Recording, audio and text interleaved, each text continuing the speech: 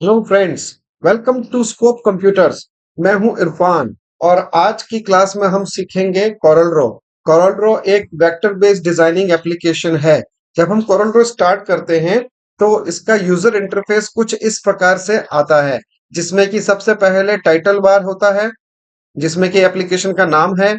उसके बाद में नीचे आपको दिखाई दे रही होगी file, tools, window, help, menu bar, standard bar दिखाई देगी यहाँ पर। फिर होगा प्रॉपर्टी बार, जिसमें कि दो तरह की प्रॉपर्टीज होती है, layout and properties of selected tools और ऑब्जेक्ट। यहाँ पर ग्रे कलर में जो दिखाई दे रहा है ये है टूल बॉक्स, जो अभी हाईलाइटेड नहीं है।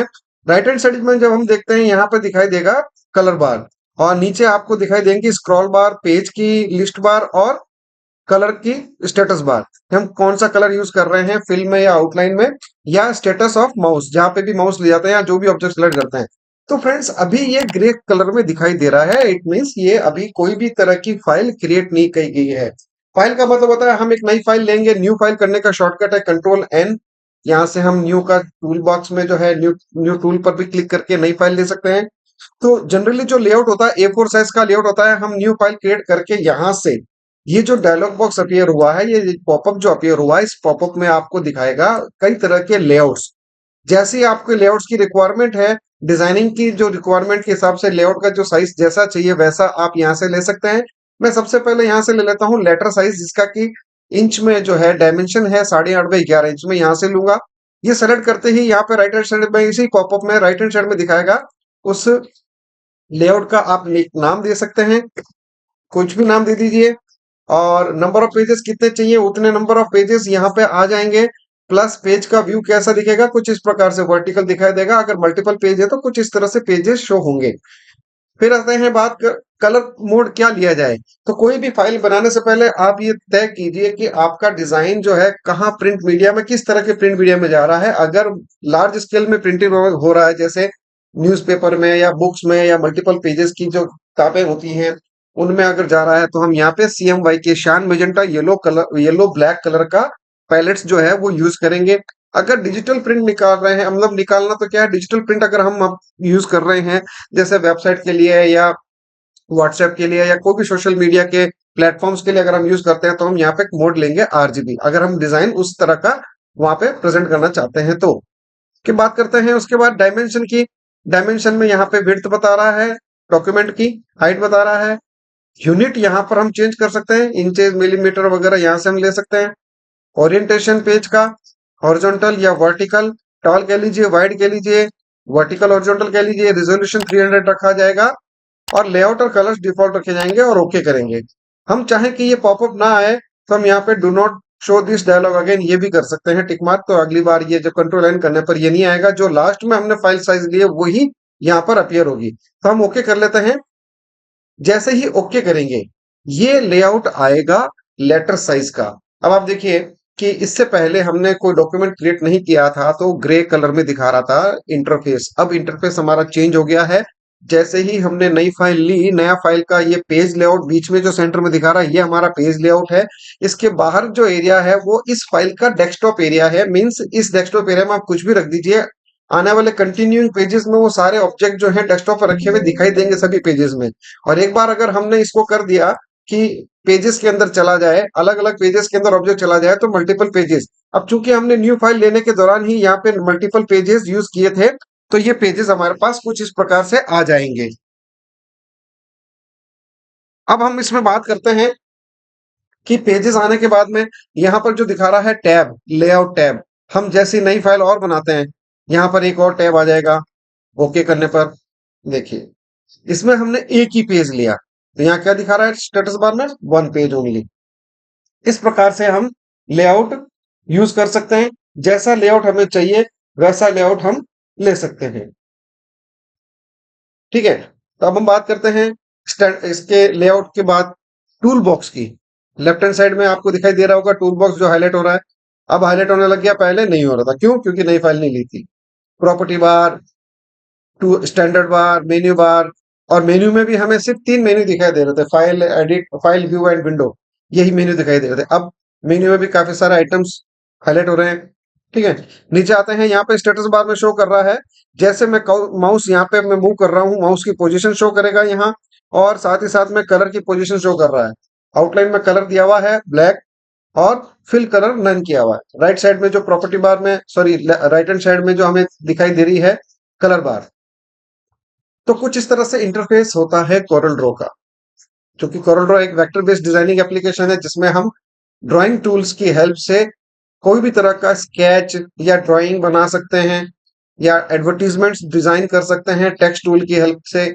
और कोई भी क्लिप आर्ट बनाना हो, लोगो बनाना हो, किसी कंपनी का मोनोग्राम तैयार करना हो, तो ड्राइंग टूल की हेल्प से हम उनको क्रिएट कर सकते हैं।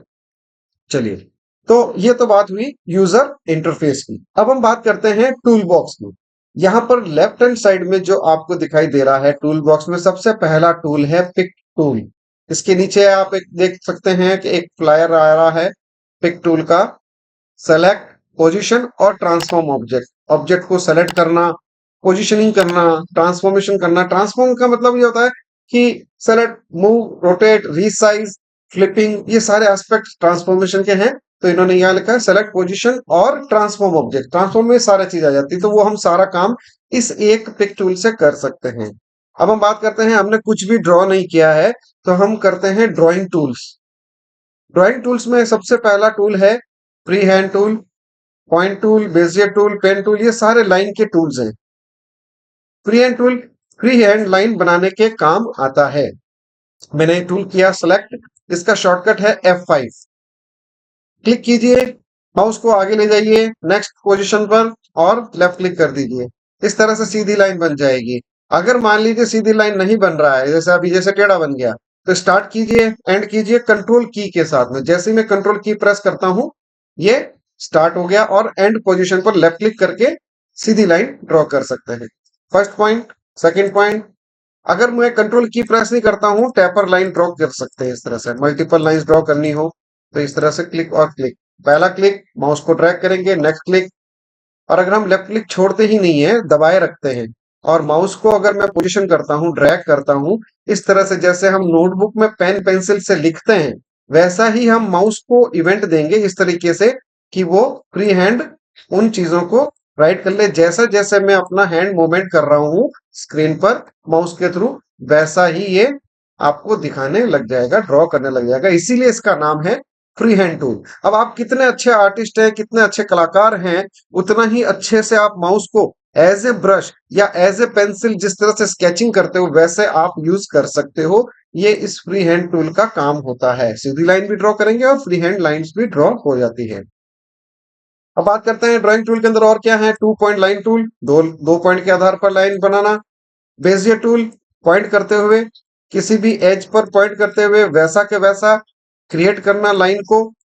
ये कंटिन्यूस लाइन है, स्टार्ट टू एंड मिला लेंगे। अगर हम नहीं भी मिलाते हैं और स्पेस बार प्रेस करते हैं, तो ये लाइन टूल को छोड़ देगा कुछ इस प्रकार से। ठीक है, तो वापस अगर हमें यही टूल लेना है जो लास्ट में यूज किया, तो प्रेस स्पेस बार अगेन। ये एक शॉर्ट की है कि हमें टूल, जिस टूल से हम काम कर रहे हैं, अब अगला टूल हमारा वापस पिक टूल लेना है, तो हम स्पेस बार से इसको रिपीट कर सकते हैं। देखिए, मैं स्पेस बार दबा रहा हूँ, प्रीवियस टूल पिक टूल था, उसको सेलेक्ट कर लेगा। वापस मैं क्लिक करता हूँ, तो प्रीवियस टूल जब ड्राइंग कर रहे थे तब क्या था, बेजियर, तो वो ही हाईलाइट हो जाएगा। चाहे ये कोई भी टूल ले रहे हो, जैसे मान लीजिए मैंने रेक्टेंगल लिया, रेक्टेंगल टूल लेकर के रेक्टेंगल ड्रॉ करता हूँ, स्पेस बार में प्रेस करूंगा तो टूल आ जाएगा पिक टूल। वापस मैं क्लिक करूंगा तो लास्ट टूल मैंने रेक्टेंगल लिया, तो चूंकि तो ये रेक्टेंगल टूल आ जाएगा, ताकि हम इसको नेक्स्ट रेक्टेंगल ड्रॉ कर सकें। ये इस शॉर्टकट का रोल है। स्पेस बार से हमें टूल छोड़ना बहुत जरूरी है, कि हम किसी भी टूल में अगर हम हैं, दूसरे टूल को लेने के लिए तरीका यह कि आप उस टूल पर क्लिक कर लीजिए, या फिर उसके ट्रांसफॉर्मेशन चेंजेस करने हैं तो हम पिक टूल ले लेंगे, और पिक टूल का शॉर्टकट है स्पेस बार। तो ड्राइंग टूल की बात करते हैं। 2 point tool, bezier tool, pen tool. Pen tool और बेजियर टूल में ज्यादा फर्क नहीं है। ये भी क्या करता है, कंटिन्यूस लाइन ड्रॉ करने के काम आता है, पॉइंट पॉइंट करते हुए। जहां जहां पर भी हम पॉइंट करेंगे, उस जगह पर ये लाइन सीधी बनाएगा, टेढ़ी बनाएगा।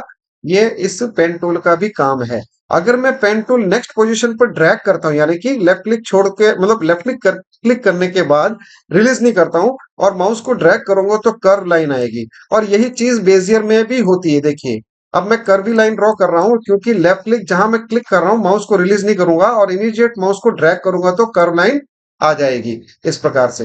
एस्केप की से हम इसको छोड़ सकते हैं, स्पेस बार से भी इस टूल को छोड़ सकते हैं।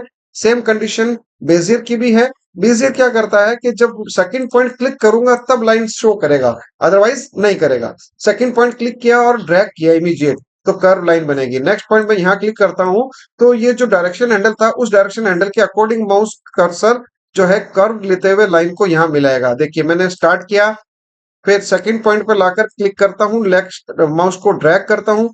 अब डायरेक्शन हैंडल आ गया, लेफ्ट और राइट नोड के दोनों तरफ दो डायरेक्शन हैंडल आ गए। अगला क्लिक मैं यहाँ करूंगा तो ये लाइन को क्या करेगा, इस तरह से इसी डायरेक्शन से ले जाते हुए मिलाएगा, कर्व भी मिला देगा। इस प्रकार से हम कर्व शेप बना सकते हैं, चाहे वो बेजियर टूल हो चाहे पेन टूल हो, दोनों का काम यही है। बी स्प्लाइन का मतलब होता है कोई दो पॉइंट के बीच में हम लाइन ड्रॉ करके उसको हम ऐसे कर्व कर सकते हैं। तो ये भी कर्व लाइन ड्रॉ करने के काम आता है। इसमें आपको क्या मिलेंगे, पॉइंट्स मिलेंगे। इन पॉइंट्स की हेल्प से इनके हम चेंजेस कर सकते हैं। अब मैं एस्केप की से इसको रिलीज करता हूं तो ये पूरा ही कंप्लीटली रिलीज कर देगा। क्यों? क्योंकि ये बी स्प्लाइन है। फर्स्ट पॉइंट सेकंड पॉइंट के बाद में हमने ड्रैग किया और उसको मैंने नेक्स्ट क्लिक किया तो जहां जहां पर एक कर्व बनता आ रहा है इस तरह से, जब तक मैं डबल क्लिक नहीं करूंगा तब तक इसको पूरा कंप्लीट करके छोड़ेगा नहीं, मतलब बनाएगा नहीं ये। तो मैंने क्लिक किया, स्टार्ट किया, सेकंड पॉइंट क्लिक किया, थर्ड, फोर्थ, फिफ्थ, 5, 7, 8, 9, 10 इस तरह से। जैसे जैसे मैं क्लिक करता जा रहा हूँ माउस की पोजीशन भी चेंज करता जा रहा हूँ, फ्री हैंड लाइन बन रहा है और जहां मैं क्लिक कर रहा हूँ वहां पर एक नोड बन रहा है जो कि बता रहा है कि आप यहां से इनकी पोजीशन या इनकी कर्विंग चेंज कर सकते हो। अब मैं जैसे ही यहाँ पर डबल क्लिक करता हूँ लास्ट पॉइंट पर, ये क्या करेगा, इसको कंप्लीटली बना लेगा। अगर मैं एस्केप करूंगा तो स्टार्ट पॉइंट पूरा रिलीज कर देगा, छोड़ देगा, मतलब कुछ भी ड्रॉ नहीं करेगा।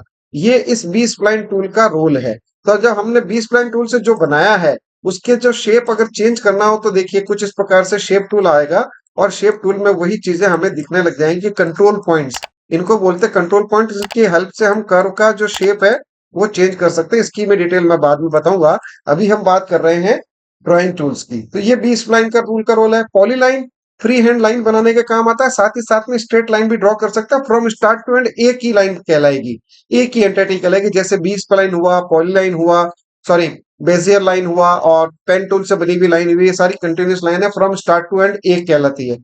ठीक है, तो पॉलीलाइन भी ठीक इसी तरह से है। मैंने फ्री हैंड ड्रॉ किया, ओके। अब मैं यहां से स्ट्रेट लाइन ड्रॉ करना चाहता हूं तो कंट्रोल पॉइंट से मैं क्लिक करूंगा नेक्स्ट पोजीशन पर तो स्ट्रेट लाइन आएगी। जैसे मैं ये कर रहा हूं तो लाइन टैपर आएगी। कंट्रोल दबाते ही थोड़ा सा माउस को मूवमेंट दूंगा तो ये क्या करेगा, एक एंगल, एक टेंजेंट पॉइंट पर आता रहेगा। जैसे 90 डिग्री पर आता है लेफ्ट क्लिक कर दीजिए तो ये लाइन सीधी ड्रॉ भी हो सकती है। और अभी तक देखिए हमने स्टार्ट करके इस लाइन को एंड नहीं किया है। मैं यहां से इस तरह से कर्व बना रहा हूँ, सीधी लाइन भी बना रहा हूँ और डबल क्लिक करके जैसे ही रिलीज करूंगा ये लाइन फ्री हैंड भी है, स्ट्रेट भी है। ये इस पॉलीलाइन का मतलब होता है कंटिन्यूअस लाइन ड्रॉ करना। थ्री पॉइंट कर्व टूल, तीन पॉइंट के आधार पर, पहला पॉइंट, दूसरा पॉइंट में जब यहां ला करके रिलीज करता हूं माउस को और फिर डायरेक्शन देता हूं लेफ्ट और राइट तो ये कर्व लाइन बनेगी। इसे कहते हैं थ्री पॉइंट के अकॉर्डिंग लाइन ड्रॉ करना। तो फ्रेंड्स ये यहां से लेके यहां तक ये सारे टूल्स ड्राइंग टूल्स की श्रेणी में आते हैं, कैटेगरी में आते हैं और ये सारे टूल लाइन को ड्रॉ करने के हैं। किस तरह से आप लाइन ड्रॉ करना चाहते हो स्केचिंग के अंदर वो है। नेक्स्ट हम आते हैं रेक्टेंगल टूल, ये भी ड्राइंग टूल है। सर्कल टूल, इसको एलिप्स टूल बोलते हैं। एलिप्स टूल, इससे हम एलिप्स बना सकते हैं। पॉलीगॉन से पॉलीगॉन बनाएंगे। इस पॉलीगॉन के अंदर भी हमें कुछ और ड्राइंग टूल्स दिखेंगे, star, spiral, then common shape. Common shape जिस तरह से वर्ड में होते हैं, वर्ड एक्सेल में होते हैं रेडीमेड शेप, यहाँ पर आपको ये शेप्स मिल जाएंगे। इस तरह से हम इमेज ड्रॉ कर सकते हैं, इस तरह से हम पर्सपेक्टिव शेप ड्रॉ कर सकते हैं, एरोज हम यहाँ पे बने बनाए यूज कर सकते हैं। ये बेसिक शेप के अंदर आपको मिलेंगे। ठीक इसी तरह से इम्पैक्ट टूल, इस तरह से इम्पैक्ट बनाना हो लाइंस का तो हम इम्पैक्ट टूल यूज कर सकते हैं। ग्राफ टूल से हम लाइन एंड कॉलम का एक ग्राफ बना सकते हैं। और अगर ग्रिड बनानी हो मल्टीपल लाइंस एंड कॉलम की तो हम यहाँ से लाइंस एंड कॉलम डिफाइन करके मल्टीपल कॉलम की ग्रिड तैयार कर सकते हैं। ये इस ग्राफ टूल का रोल है। तो यहां से लेके ये टूल, एलिप्स टूल हो चाहे थ्री पॉइंट एलिप्स हो चाहे रेक्टेंगल टूल हो, थ्री पॉइंट रेक्टेंगल टूल हो, ये टूल हो या ये टूल हो artistic media, live sketch and smart drawing. Live sketch का मतलब होता है जैसे जैसे आप लाइन बना रहे हो वैसे वैसे इसकी लाइन ड्रॉ होती रहेगी कुछ इस तरह से।